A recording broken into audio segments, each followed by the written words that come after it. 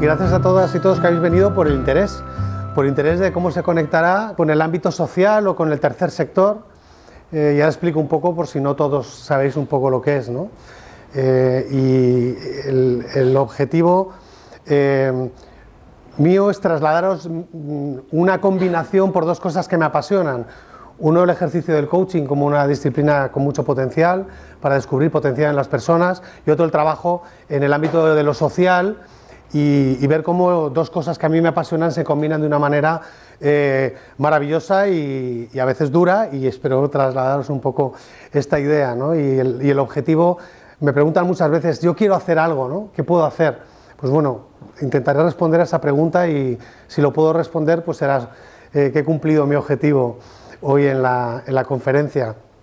Y vamos a hablar primero de qué es el tercer sector y qué expectativas, ¿no? O qué estereotipos tenemos sobre el sector. Después quería trasladaros una serie de herramientas específicas del coaching que creo que pueden encajar mejor en el sector, qué recursos podemos contar, qué dificultades, cuáles son los riesgos y qué tenemos que tener en cuenta. Podríamos decirlo desde la perspectiva del coaching, cuál es el lugar del coach, cuál es la mirada del coach más adecuada para un sector que no es ni mejor ni peor que otros. Para mí es mejor, evidentemente, pero que tiene simplemente sus especificidades, y voy a tratar de desgranar cuáles son. Y finalmente, cuáles son los beneficios de la herramienta del coaching aplicados al sector y cómo podéis aportar ahí, ¿no? Bien, pues, ¿qué es el tercer sector? Primero, para ponernos en contexto, ¿no? Se llama tercer sector, pues, de una manera muy sencilla, porque el primer sector podría ser el sector público, el segundo sector sería el sector privado con ánimo de lucro, las empresas, y el tercer sector, pues, son el sector privado sin ánimo de lucro. Yo cito a uno de mis maestros, Tony Puig, que habla del primer sector, ¿no? Dice, el tercer sector debería ser un primer sector. Entonces, bueno, a mí me gusta llamarlo primer sector. En todo caso, se trata de aquellas entidades que trabajan en el ámbito no lucrativo. A partir de ahí ya es imposible definirlo. Yo he estado hasta negociando convenios colectivos en el que vamos a hacer el convenio colectivo del tercer sector. Digo, bueno, ya solamente definir qué es tercer sector nos va a llevar, y nos llevó unos... No se nos dio mal, 6-8 meses y ya estaba prácticamente clarificado. ¿Por qué? Porque tú lo puedes definir por el tipo de organización. Son asociaciones y fundaciones, por ejemplo, es una forma jurídica. Puedes definirlo por aquellos convenios colectivos que no están incluidos, ¿no? Y hay convenios colectivos de discapacidad y otros que tienen residencias, centros, hay distintos ámbitos, ¿no? Lo puedes definir por las financiaciones, las fuentes de financiación pública, privada, mixta. Lo puedes definir por el colectivo al que atienden, y esto es muy frecuente, ¿no? Atienden a personas con discapacidad, personas refugiadas, luchan por el medio ambiente, ¿no? El cambio climático, es decir, por la causa, por decirlo de alguna manera, y esta es una buena manera de saberlo, ¿no? También por la causa. En definitiva, hay una heterogeneidad, hay unas entidades que tienen voluntariado, otras que no tienen voluntariado. Al final, esa definición no se hace fácil. Nos podemos quedar con esa parte del mundo no lucrativo y que hay una causa, hay algo trascendental que nos vincula, ¿no? Y esto sí que se podría definir de esta forma. Algún dato que os pueda ayudar. Colaboré en un estudio que se llama Estudio PIMOS, Pequeñas y Medianas Organizaciones Sociales, en el que tratábamos de definir, igual que están las pymes, qué podían ser las PIMOS, ¿no? Y aquí nos dimos cuenta de algunas características que tienen que ver con el coaching, y por eso os doy estos datos. Primero, que en financiación, más del 90% de las entidades utilizan algo de financiación pública. 6 de cada 10 euros los que se financia el sector son públicos. Otra característica es que 2 de cada 5 entidades tienen menos de 10 trabajadores. Es decir, prácticamente, y menos de 50, llegaríamos al 75% aproximadamente. Estamos hablando de organizaciones que, para hablar de más de 50 trabajadores, pues es difícil encontrarlas. Son precisamente las que habéis conocido, pues Médicos Sin Fronteras, Ayuda en Acción, Cruz Roja, es decir, los nombres que todos sabemos y reconocemos, ¿no? Pero hay muchísimas organizaciones que trabajan en esto. Esto es el tercer sector, ¿vale? O a esto nos vamos a referir. Yo decía, del ámbito social también se pueden incluir causas que tengan que ver con el clima, ¿no? En lo social, en lo medioambiental, en lo deportivo, en lo cultural. Bueno, no voy a detener más ahí, pero sí para generar un poco de contexto. Y ahora os voy a definir porque tiene que ver con el coaching desde la perspectiva de las contradicciones o de las paradojas. ¿Qué es el tercer sector desde la perspectiva de una paradoja? La primera paradoja es que el tercer sector, lo más fuerte que tiene es la motivación trascendental. Pero a la vez, al mismo tiempo, la motivación trascendental es la más débil de todas. Y me explico, motivación trascendental tiene que ver con, me vincula a una causa, me vincula a trabajar por cambiar el mundo, ¿no? Por erradicar la pobreza. Pero cuando ves que no puedes erradicar la pobreza en un año, cuando ves que los objetivos vas avanzando, pero hay momentos que esa motivación trascendental tan poderosa se convierte en la más vulnerable. Entonces no deja de ser una paradoja, ¿no? Que lo que más te atrae precisamente es lo que muchas veces cuando baja dices, ¿y qué hago aquí? Porque haces sacrificio económico, porque no es el sector mejor pagado, en la motivación extrínseca, y a veces haces sacrificio en cuanto al clima, a la carga de trabajo que tienes, y es la motivación intrínseca. Entonces esos sacrificios los tienes que compensar desde la motivación trascendental. ¿Qué pasa cuando esta motivación trascendental baja? Que te ves un poco desarmado, ¿no? A mí esto me pasó en Médicos Sin Fronteras, donde pues yo llegaba muy motivado con esa trascendental y cuando viajaba a terreno me subía a las pilas, ¿no? Y es que volvía de terreno y podía trabajar lo que hiciera falta y de repente, por lo que fuera, por alguna causa externa o por una causa interna mía, me desconectaba de esa motivación trascendental y me venía muy abajo y eran momentos difíciles. Esto es una característica que tendrá que ver luego con cómo trabajamos con nuestro cliente. Si son personas a las que atienden las ONGs, que también se puede decir las ONGs, o bien si estamos hablando de los profesionales que atienden a esas personas, ¿no? Otra paradoja interesante sobre la que se ha escrito se llama The Non-Profit Paradox, un artículo de David Lapiana, por si queréis buscarlo, en el que dice que muchas entidades de la sociedad civil, ONGs o entidades sociales, se acaban convirtiendo en el problema que tratan de solucionar. Se acaban convirtiendo en el problema que tratan de solucionar. Incorporan a su cultura la dificultad o aquello contra lo que luchan.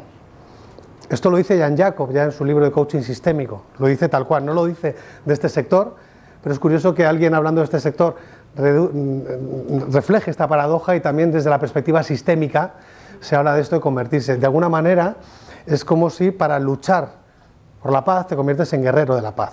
Es casi un oxímoron, ¿no? Guerreros de la paz. Entonces, bueno, es otra contradicción interesante para trabajar. Se me ocurrió un ejemplo para poder trasladaros esto. Salí una vez de voluntario con una organización que atendía a personas, a mujeres que ejercían la prostitución en Madrid, en la zona sur de Madrid, y me llamó la atención que se repartían preservativos. Entonces yo pensaba, repartes preservativos para que ejerzan la prostitución con salud, es decir, para que, digamos, no pongan en peligro su salud, ese es el objetivo, evidentemente, pero el objetivo es que no exista esa prostitución y que esas personas puedan tener un empleo que seguramente ese no es el que quieren. Y entonces no deja de ser esta la paradoja, ¿no? Es decir, estoy luchando por la paz, estoy siendo guerrero de la paz, estoy facilitando que estas personas puedan ejercer mejor, con salud, la prostitución que no quiero que ejerzan. Que me parece que es injusto que exista esa situación, ¿no? Entonces, bueno, no sé si puede servir de ejemplo. A mí, desde luego, todavía me llegaba, porque yo no es un trabajo que hiciera habitualmente, entonces, bueno, me sorprendió, ¿no? Y una tercera paradoja es que las personas que atienden a las personas beneficiarias, a los beneficiarios, atienden la necesidad del beneficiario y eso hace que no atiendan la suya propia. Y esto, si trabajáis en el sector, lo tenéis que identificar muy claro. No hay el propio cuidado emocional porque ya estoy en el cuidado emocional del otro. Es como quien cuida al cuidador, si me permitís la palabra cuidar, ¿eh? Ya sé que es reduccionista, pero de esta manera no hay un cuidado propio emocional. Aquí hay buenos ejemplos. En Médicos Sin Fronteras, Intermon Oxfam, hacíamos debriefings emocionales y a veces con expertos, con profesionales, psiquiatras, psicólogos, psicólogas, que ayudaban a las personas que volvían de terreno y que necesitaban conectar de alguna manera otra vez con la realidad, vamos a decir, de este primer mundo, ¿no? Que algún compañero lo llamaba dibujos animados, para volver a los dibujos animados, ¿no? Esta realidad que vivimos aquí y que vivimos súper preocupados porque hemos perdido el metro y el siguiente llega en 3 minutos. ¿En serio? ¿En 3 minutos? Terrible. Hay una campaña, no recuerdo ahora, de una ONG que decía grandes problemas, creo que de Ayuda en Acción, y que trataba de que todas las personas por Twitter dijéramos qué grandes problemas hemos tenido hoy. Poco, evidentemente con ironía, ¿no? Entonces yo puse, mi gran problema hoy es que el metro me ha tardado 7 minutos. Entonces, bueno, esta parte de decir, bueno, vuelvo a lo de quién cuida al cuidador, ¿no? No hay este cuidado emocional. Entonces, este atender a las personas que están dejándose esa energía emocional, no existe. Sí existía en este debriefing de Médicos Sin Fronteras. No existe, por ejemplo, en una herramienta que utilizan muchas veces educadores, trabajadores sociales, que llaman supervisión de casos, que igual la conocéis. Es decir, hacer supervisión de casos significa, imagínate, que estáis trabajando con jóvenes en riesgo de exclusión, problemáticos, y tienes que decir, oye, ¿cómo hacemos con este chico? ¿Cómo trabajar? Y entonces, bueno, los profesionales hablan de cómo hacer mejor intervención, ¿vale? Pero nadie se ocupa de las personas que atienden a esos chicos y cómo se quedan después de ver que a lo mejor llevan 2 meses trabajando para modificar una conducta y esa conducta vuelve al principio y no ha pasado nada. Y esa frustración mía me la llevo a casa. Entonces no hay este cuidado emocional o, a mi juicio, no hay todo el que debería haber. Es otra paradoja. Entonces, bueno, os muestro de una manera diferente el sector. Es más bonito definirlo como lo definía antes, pero desde esta perspectiva a lo mejor también os sirve, ¿no? Vamos a la paradoja de la expectativa. ¿Qué estereotipos tenemos sobre el sector, ¿no? Esto de, Carlos, quiero hacer algo en lo social. ¿Cómo me puedo apuntar? ¿Tú conoces? Quiero ser voluntario. Alguien me pedía otro día, ¿dónde puedo dar datos, ¿no? Tengo una compañera que trabajaba conmigo entonces y que iba a entrevistar a una chica, una candidata a un puesto de comunicación, me parece que era. La entrevisto y me dice, qué buen clima tenéis aquí, ¿no? Le digo, ¿así? No había mal clima, pero tampoco es que fuera una cosa espectacular, ¿vale? Yo, como era para comunicación y me había identificado clima en 5 minutos, digo, la voy a contratar en recursos humanos, ¿sabes? Eso que me ahorro. Pero aquí se indagar y le digo, oye, ¿por qué crees que tenemos tan buen clima? Me dice, porque ella estuvo esperando en recepción no pasaba gente, no había gente trabajando, es decir, no se podía ver el clima, no lo sé, pero igual ella sí, entonces me interesó. Y me dijo, bueno, es que como sois una ONG... Ah, claro, ONG, buen rollito, ¿vale? Entonces que sepáis que tenemos todos buen rollito en las ONGs, ¿vale? Estamos siempre de buen humor, no nos gustan los viernes porque hasta el lunes no volvemos a ver a nuestros compañeros y compañeras, ¿vale? Amamos los lunes, que es ese momento de reencuentro de aquí estoy con mis compañeros, compañeras favoritos otra vez. Esa expectativa de clima, de buen rollito, de participación, de horizontalidad, de aquí no trabajo para que otros ganen dinero. Yo me la he encontrado muchas veces, igual no son las vuestras, seguro que nadie aquí lo ha pensado, pero yo con alguien me he encontrado que lo pensaba. ¿Por qué es importante esto? Porque luego cuando llegues allí y a lo mejor el clima, no te digo que sea de 9,5, pero sea de 6, vas a decir, bueno, yo también venía de un clima con 6, para venirme de un clima con 6 a otro clima con 6, no gano un 30% menos, voy a lo de la motivación trascendental y extrínseca otra vez, ¿no? Entonces, bueno, estas son cosas que es interesante saber, ¿no? ¿Qué pienso yo del tercer sector? ¿Con qué me encontré? Que me encontré, además me incorporé de la empresa privada multinacional a Médicos Sin Fronteras y yo, que iba con mis estereotipos como buen ser humano, tengo ahí mis prejuicios, voy allí y digo, bueno, aquí estarán todos motivados, otros problemas tendré, pero la motivación no. Vaya por Dios, pues resulta que no estaban todos motivados, que algunos que sí, que otros que no, más bien había 2 emociones que predominaban, una era el enfado y la otra era la frustración. Qué curioso, por ejemplo, ¿por qué la frustración? Porque nos poníamos a hacer la planificación anual y la planificación anual, vamos, quería salvar el mundo entero, yo lo entiendo, porque es una pasión lo que te lleva, y yo decía, pero si eso no se puede cumplir, sí, lo conseguiremos, no, luego nunca lo conseguías, frustración.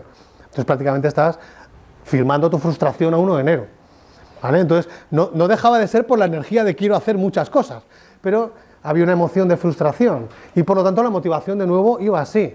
Y yo me encontré allí como director de recursos humanos diciendo, lo que yo creía que tenían precisamente es lo que más tengo que trabajar.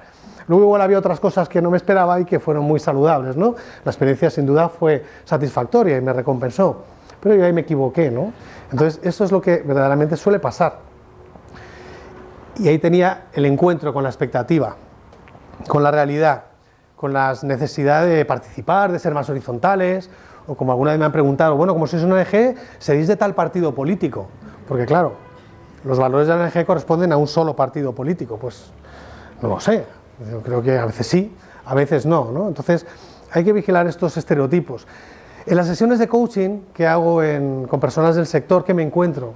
Pues me encuentro problemas con el jefe, con mi jefa, las relaciones con los compañeros, la conexión, con la motivación, prácticamente lo mismo que yo creo que se puede encontrar alguien en el coaching ejecutivo en el ámbito empresarial. ¿Qué más me encuentro? Estas emociones que os decía de enfado, rabia y frustración. ¿Y qué más me encuentro? Y esto sí que creo que es específico.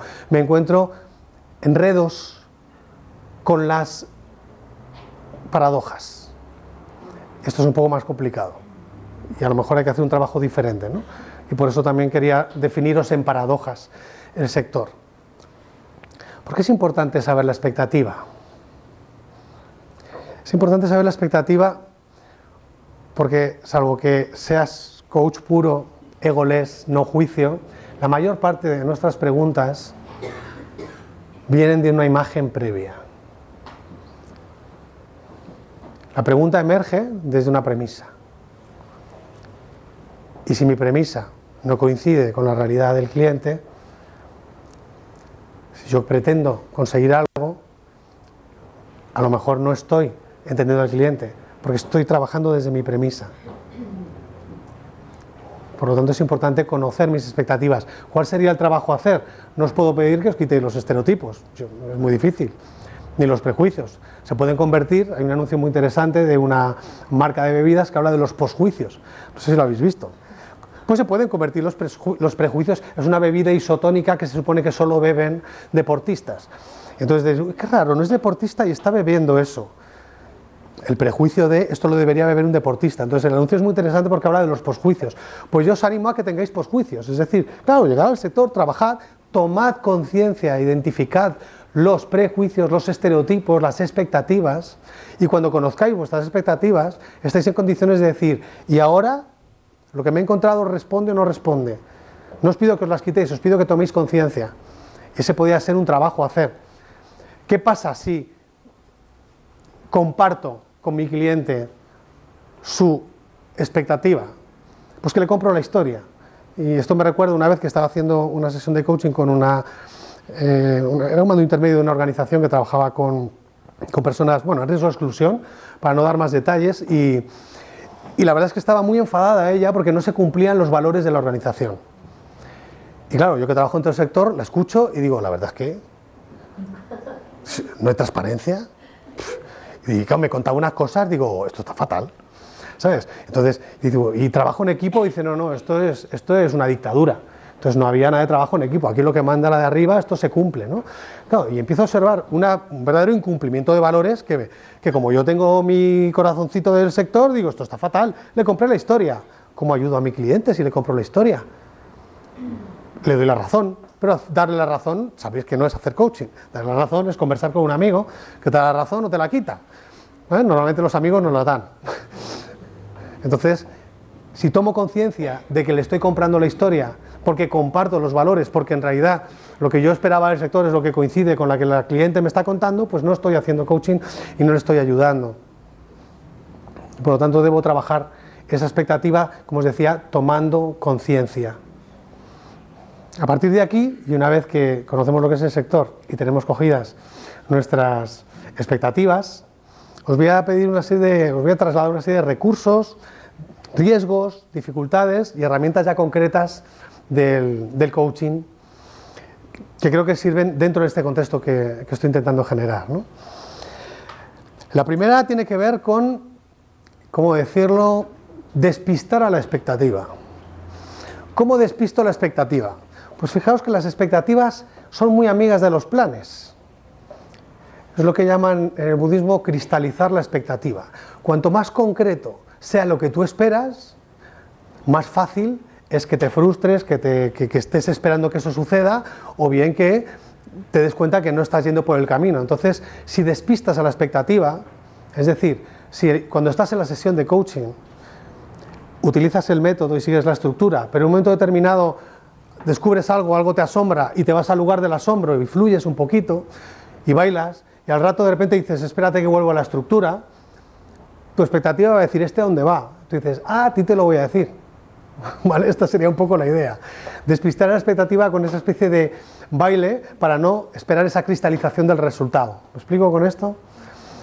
Y sería estructura, y aquí en esta sala se explica mucha estructura, pero a veces podemos pasar de la estructura al asombro, si no volvemos a eso que os decía antes. Entonces estoy partiendo de la premisa.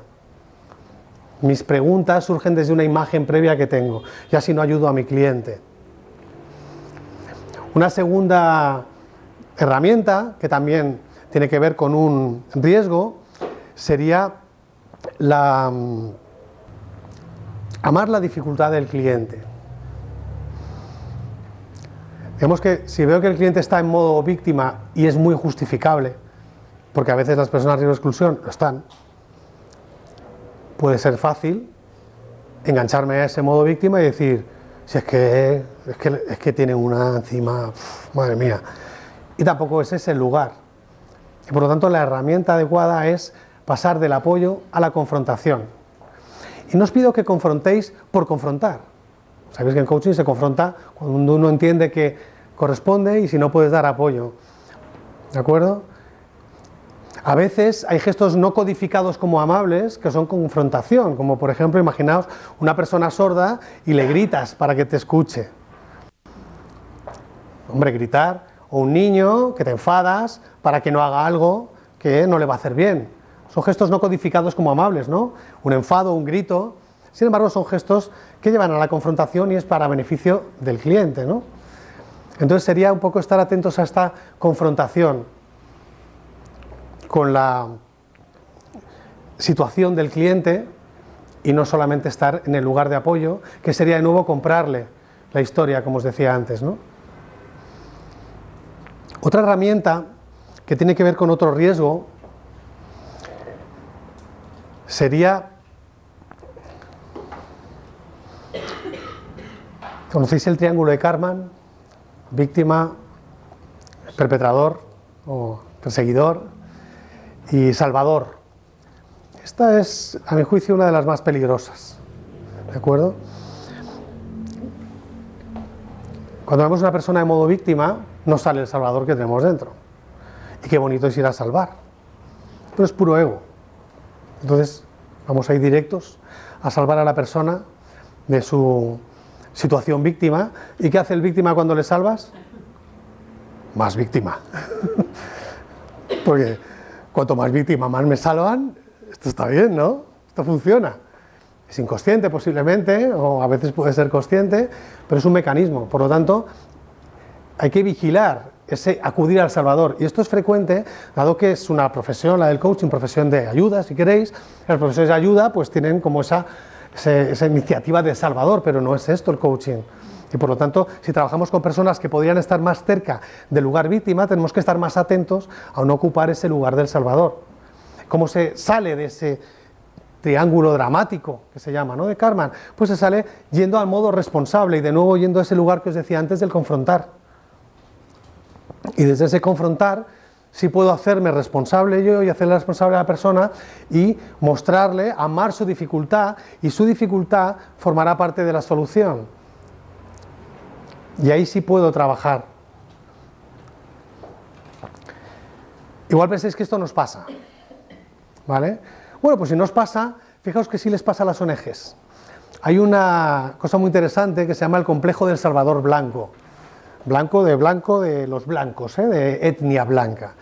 Si queréis buscar algún artículo interesante que tiene que ver con el asistencialismo, es decir, los blancos vamos a salvar a los negros, ¿vale? Porque están en peores condiciones y nosotros estamos en mejores condiciones. Entonces va ese asistencialismo, entonces vamos los expatriados, que somos europeos, a las zonas de África subsahariana a salvar, y este es el complejo Salvador blanco.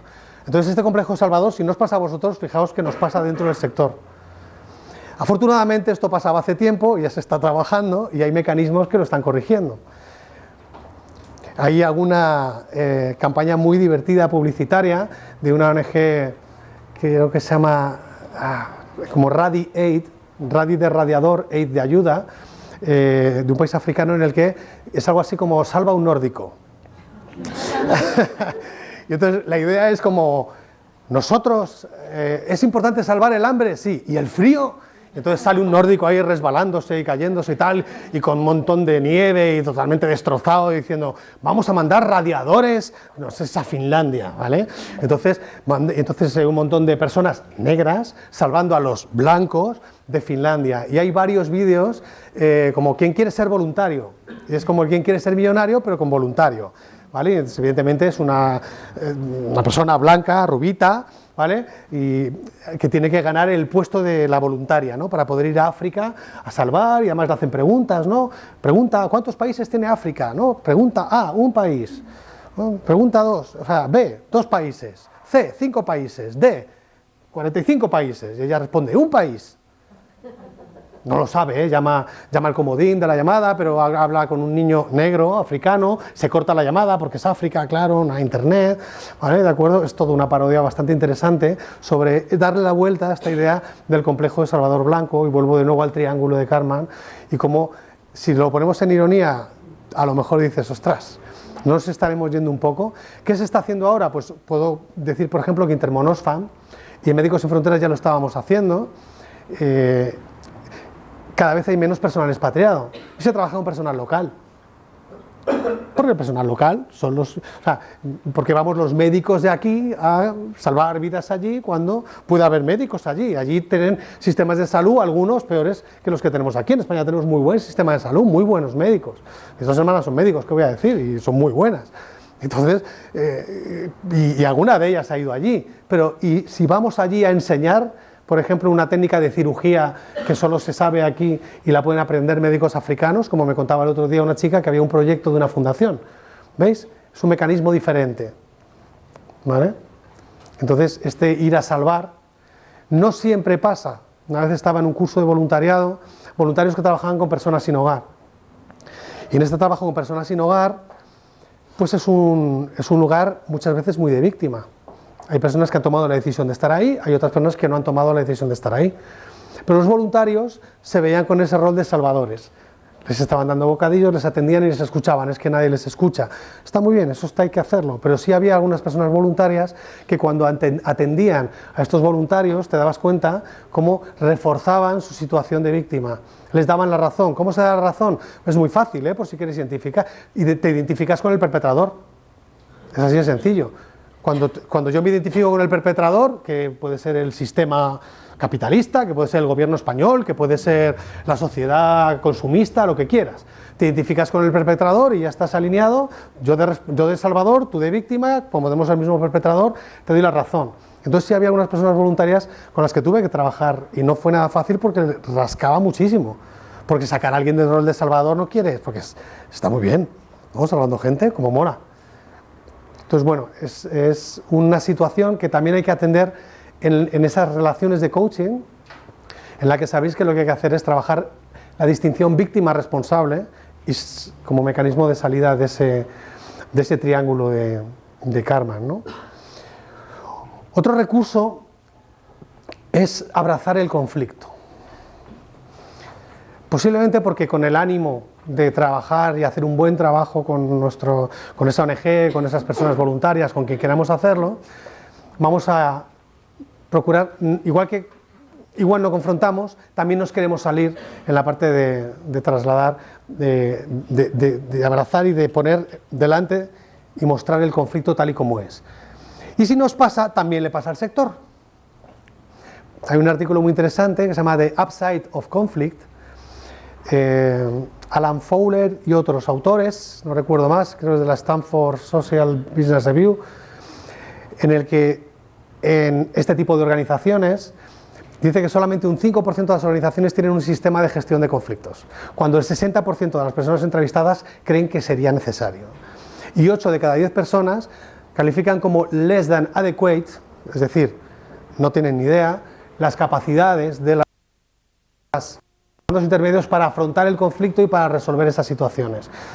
No tenemos herramientas en el sector, por lo que se ve, para abrazar ese conflicto y decir, el conflicto es un lugar de encuentro, es un lugar natural, es un lugar de aprendizaje, es un lugar donde tenemos diferentes intereses y con diferentes intereses surge el conflicto y hay aprendizaje. Eso no significa que sea cómodo, pero también significa que puede ser un buen lugar para apoyar.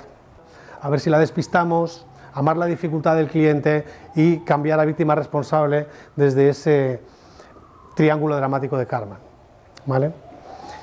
Muy bien, pues tenemos lo que es el tercer sector, lo que esperábamos que era, lo que yo os he descrito que para mí es, y esas herramientas de coaching, ¿no? ¿Qué beneficios tiene para el sector una herramienta como el coaching? Bueno, pues los hemos ido desgranando un poquito antes, ¿no? Hay beneficios muy interesantes.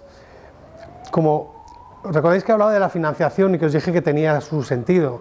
Pensad que si la financiación es pública, 6 de cada 10 euros y más del 90% de las entidades tienen parte de financiación pública, no es fácil encontrar proyectos que te financien trabajo de coaching. Es decir, no, es que yo quiero hacer coaching con mis mandos medios o con mi equipo directivo o con mi plantilla. No suele haber proyectos. ¿Por qué?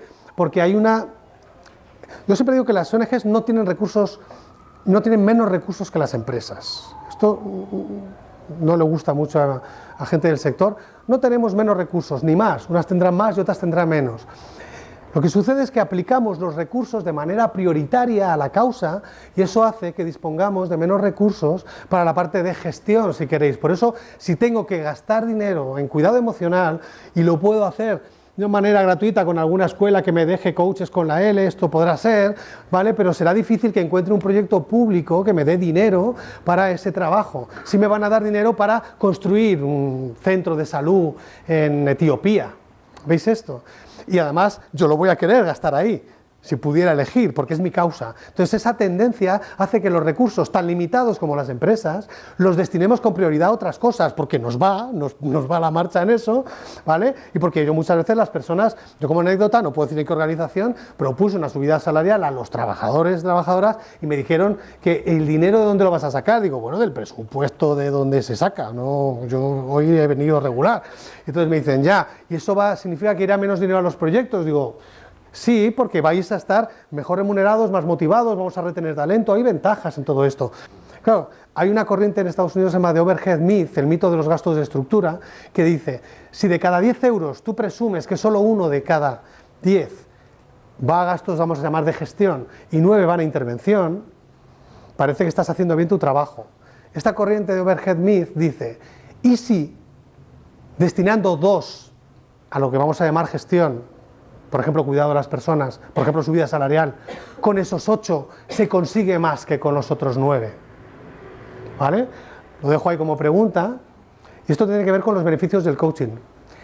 Significa que si podemos aportar donde tienen menos margen de maniobra desde la perspectiva económica estas organizaciones, algo que no es barato el coaching y que nosotros podemos ofrecer un servicio que tiene mucho impacto, pero que no van a encontrar facilidad para que se lo financien, tampoco facilidad interna, porque van a tender a hacer su proyecto, y yo lo entiendo, y van a decir, no, ¿quién está pagando este coach? ¿Eso significa que va menos dinero para atender a los chicos? Bueno, pues tenemos la posibilidad de buscar ese mecanismo en el que vencemos una resistencia de financiación, y por eso os daba los datos de financiación al principio, ¿vale? Entonces ese ya sería un beneficio, ofrecer algo en un sector que yo creo que lo necesita, pero no siempre tienen los recursos para abordarlo, para contratarlo, ¿vale? Y por eso el coaching pro bono, ¿no? Pro bono es gratis, ¿no? Gratis et amore, como decían también aquellos, ¿no? Otro de los beneficios, y los hemos rescatado antes, ¿no? Tiene que ver con llevar la confrontación a un ámbito donde yo creo que estamos demasiado bien de empatía, ¿vale? Lo voy a decir así con un tono de crítica, pero vamos serviditos de empatía. Entonces yo creo que tampoco está mal pasar a una zona de asertividad, a hacer peticiones, a decir que no, a cuidarme a mí en lugar de cuidar también, porque si no me cuido yo tampoco estoy haciendo bien mi trabajo. Ten en cuenta que puede darse una paradoja, y es que cuando yo estoy haciendo el coaching a una persona que está frustrada porque está con altísima carga de trabajo, si consigo su objetivo de rebajar la frustración, posiblemente trabaje menos, a la que yo he querido ayudar. ¿Cómo voy a llevar yo eso como coach? ¿Me explico?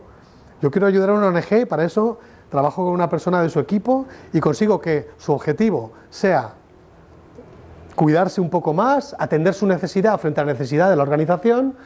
Pero entonces mi objetivo no era atender la necesidad de la organización, se te puede crear un conflicto, porque esto os puede pasar y hay que saber llevarlo con dignidad. Entonces decía, esa confrontación a un espacio donde bueno, algunas ONGs van bien servidas de confrontación, pero de una confrontación interna en la que se puede hacer explícito lo implícito, que el coaching muchas veces es esto, ¿no? Hacer explícito lo implícito. Entonces, trabajar una herramienta con coaching de equipos o individual, en el que podemos hacer explícito lo implícito, también es muy potente. El conflicto, el confrontar, las herramientas de cuidado emocional, por favor, esto es esencial. Trabajar las emociones. ¿Cuáles son las emociones más frecuentes? Os decía, enfado, rabia, frustración. Porque pretendo muchos objetivos y no alcanzo a todos. ¿Vale? Muchas veces, esto fue un trabajo de coaching de equipo, había un altísimo grado de frustración porque querían llegar a todo, porque toda la responsabilidad era del equipo. Eran responsables de un territorio, una comunidad autónoma, en la que tenían que atender a todas las personas en riesgo de exclusión, que tenían que ver con la misión de esa organización, ¿vale? Y no llegaban porque son los que son y hay más necesidad de los recursos. Y entonces estaban de lunes a domingo trabajando con voluntarias, no había manera, estaban intentando hacer todo lo posible. ¿Qué pasa cuando no llegas y no llega la frustración? ¿Qué otra emoción se os ocurre que aparece? Muy sistémica. La culpa, amigos.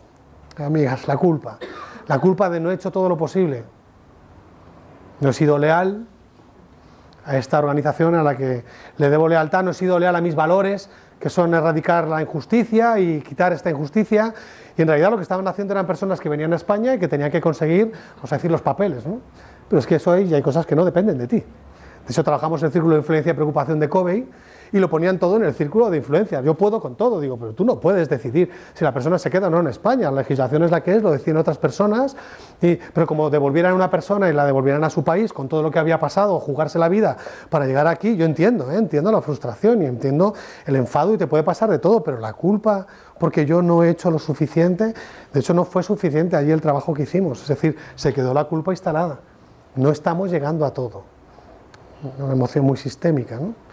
La culpa. La culpa no está mal si tiene esa pequeña dosis de culpa buena, pero una culpa bloqueante, ¿no? Una culpa que en este caso bloqueaba. Entonces, estos pueden ser todos los beneficios que puede llevar el trabajo emocional, la confrontación y la naturalización del conflicto, poder apalancar esta parte económica. Y quiero exponer también una idea que tiene que ver con lo que hacen las escuelas, ¿no? Lo que se hace en las escuelas cuando se trabaja con ONGs, ¿no? Y poniendo un ejemplo de aquí del Centro de Estudios del Coaching, que me parece que está bien hecho, pero bueno, lo hemos hecho nosotros, que vamos a pensar, pero me parece que es un buen enfoque, ¿no? Y otros enfoques que no me parecen mal, pero que creo que no están colocándolo en el lugar exacto, ¿no? Y me refiero a las posibilidades de trabajar de manera voluntaria, pro bono, haciendo coaching. Y hay muchos programas en los que las escuelas lo que ofrecen son el coach con la L, hace sus horas de vuelo de prácticas, las ONGs. Y no está mal, se hace con invitados, ¿por qué no se va a hacer con ONGs? Pero esto está limitando la posibilidad de que las ONGs accedan al coaching de aquellos que no estamos con la L y no estamos en práctica y somos coach seniors y cobramos por sesión lo que le cobraríamos a un director de Telefónica, pero como es una ONG y yo me he solidarizado con todo esto que me ha contado Carlos, lo que hago es que lo hago pro bono, pero si yo te cobrara esto, te cobraría un precio senior y ese valor económico que tú te ahorras, yo te lo ofrezco y me veo recompensado porque creo que estoy aportando algo. ¿Vale? Entonces no hay situaciones de aportar coaching senior, yo no conozco este tipo de ejemplos. La experiencia que tuvimos aquí en el centro de estudios no fue exactamente esta, fue yo creo que un poquito más ambiciosa, y es que formamos un conjunto de personas que trabajaban dentro de las ONGs, por grupos de 3 hasta 4 personas de la misma entidad, con el objetivo de que adquirieran las herramientas del coaching. Es decir, lo que quisimos es que supieran hacer coaching. Las personas que venían al curso, no coaching para ONGs, no, el coaching normal, el que se aprende aquí, el mismo programa, hablamos mucho de esto, ¿verdad? Miriam, José Manuel, no una cosa diferente, ¿no? Luego ya se hace diferente porque las personas son diferentes y tienen cosas comunes, pero el mismo programa. ¿Qué tenía el programa? El programa lo que tenía era el coste mínimo. Es decir, lo que vamos a hacer es el esfuerzo de que el programa sea accesible económicamente a las personas porque trabajan en un sector que, como os decía antes, igual no tiene esa posibilidad de financiarlo. Y lo que creo que conseguimos es conformar grupos de 2 y hasta 4 personas que volvían a su organización y tenían el músculo de la disciplina del coaching o las competencias y las metacompetencias, poder incorporarlas a la cultura de su organización. Y de esa manera todavía no será coaching senior hasta que estas personas se hagan senior, pero cuando se hagan senior lo tendrán dentro. Y no tendrán que buscarlo fuera, incorporan el recurso dentro. Y me parece que es un buen ejemplo de aportar una colaboración pro bono de impacto. No digo que la otra no esté bien, pero no tiene el mismo impacto. Porque sabemos que además cuando traemos invitados hay un quid pro quo, es decir, yo sabes que estoy entrenando, que en algún momento determinado pues me van a dar feedback, es decir, que la relación de una sesión con un invitado es una relación equilibrada y que sin embargo cuando haces una sesión pro bono tú tienes que buscar qué es lo que te compensa, pero lo que tú ofreces a tu cliente es 100% lo que tú sabes hacer. ¿Y qué es lo que sabes hacer? Y esto es importante cuando hagáis formación o coaching pro bono, que sepáis hacerlo bien, que sea algo que sepáis hacer bien, que os motive, que os suponga una recompensa. Os pongo un ejemplo.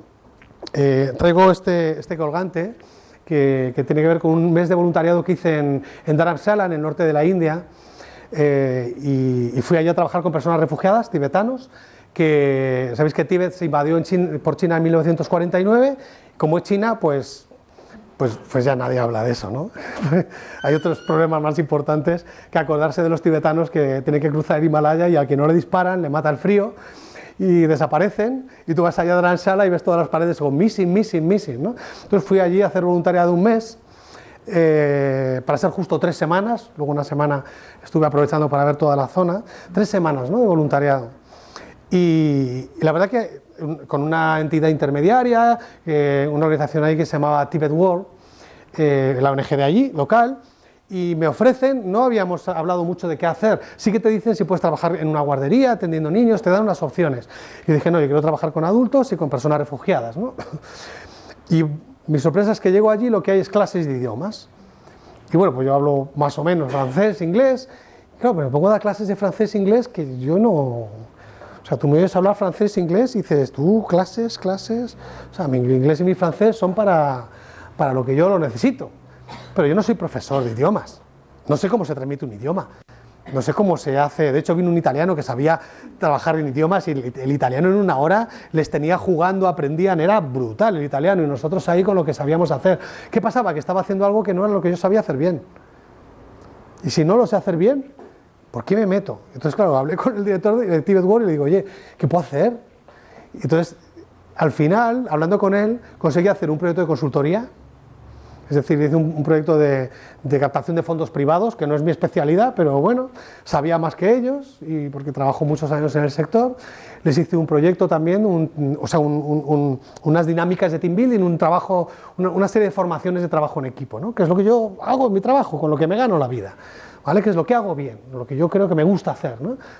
Eso sí que es hacer un trabajo pro bono. Es decir, yo os animo a que hagáis algo que tenga que ver con lo que se os da bien, porque ahí vais a tener una recompensa por el hecho de decir, es que aquí he servido, porque tenéis, claro, yo cuando terminaba las clases de inglés, pues estaba muy contento, pues ahí estaba ahí con mis refugiados tibetanos, enseñándoles inglés, pero no era lo mismo que cuando estás haciendo algo que se te da bien, ¿vale? Entonces todos estos pueden ser los beneficios que puede aplicarse del coaching al sector.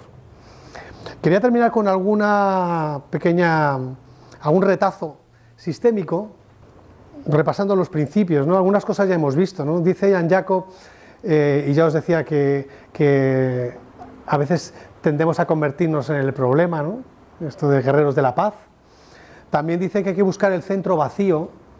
El centro vacío sería esto que os decía de suelta tu expectativa, porque el sistema del cliente para ti va a ser muy atractivo y te va a contagiar y absorber.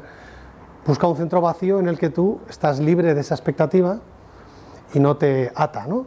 Que la expectativa es algo que tiene que ver en cómo me relaciono yo con las cosas. Por ejemplo, imaginaos que yo me estoy tomando un té y el té no me gusta.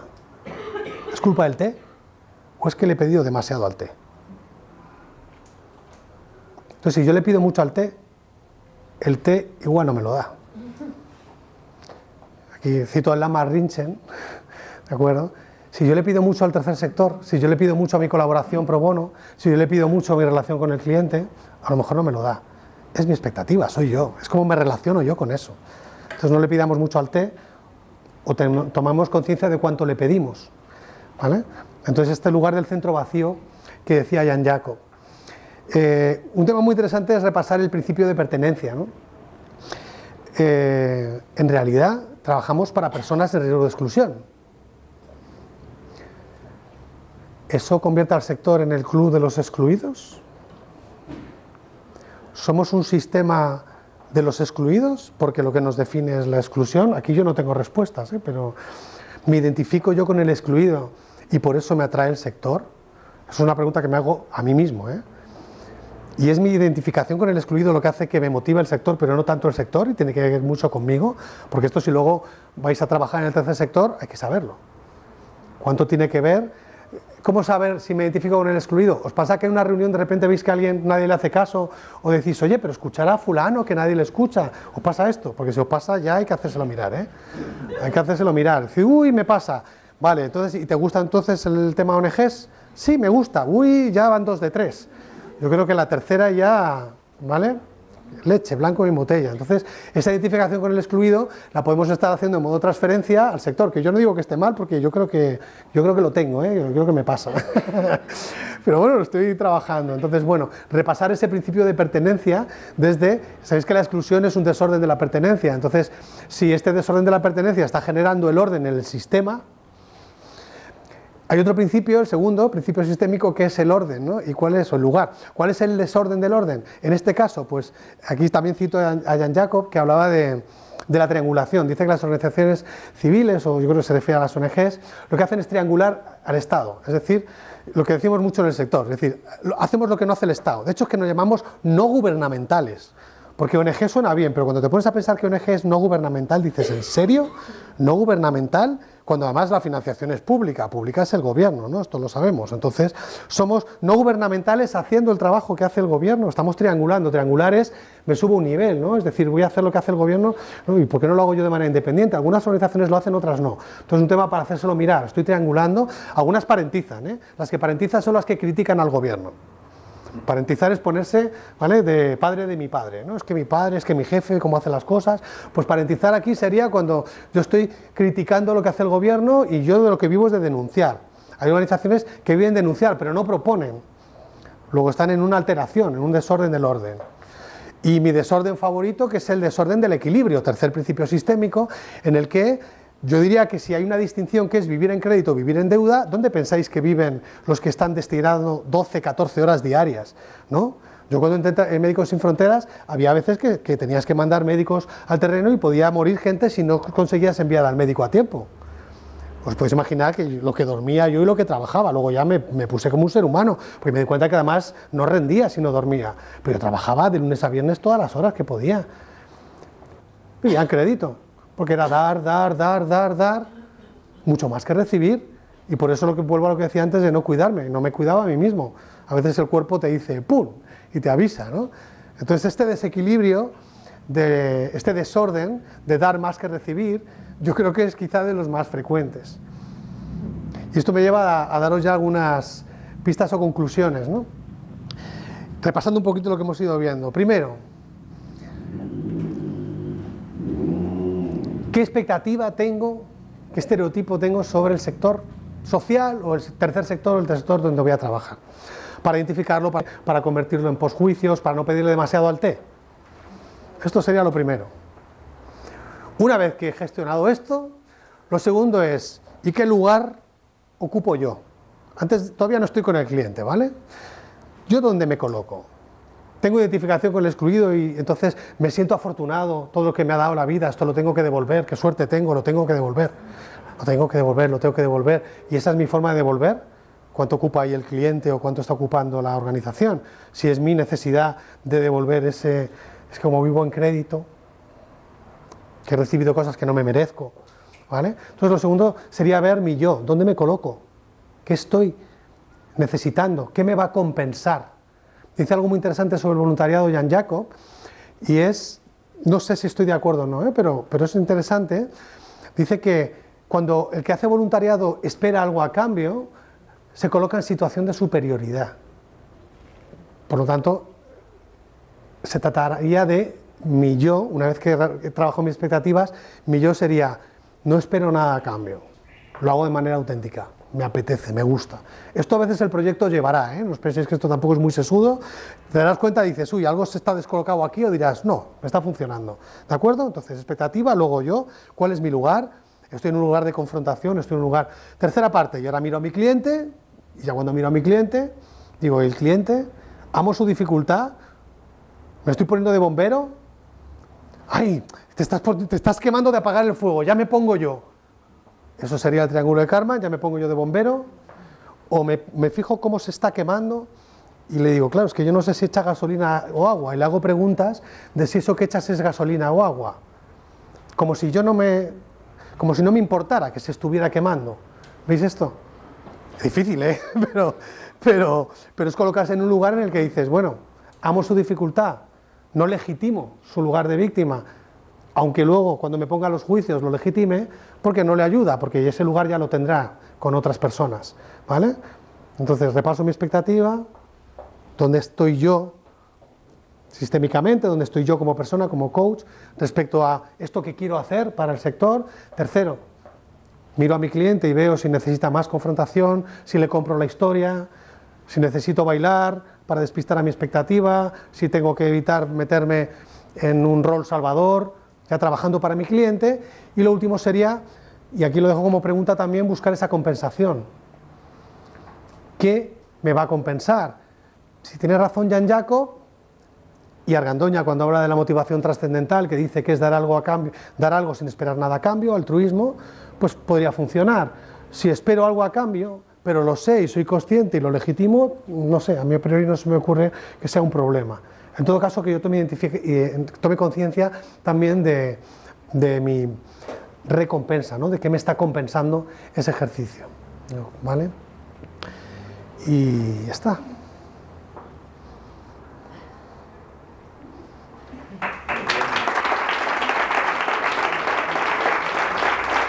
Pues, preguntas. Gracias. Muchas gracias.